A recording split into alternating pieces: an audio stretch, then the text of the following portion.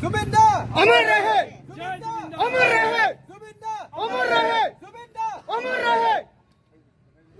Artist forum का तरफ से ये प्रोग्राम कर रहे हैं ना, जुबिन दा को हम लोग ट्रिब्यूट दे रहे हैं। और जुबिन दा ऐसा इंसान था जो मतलब हर क्वालिटी उसके पास था।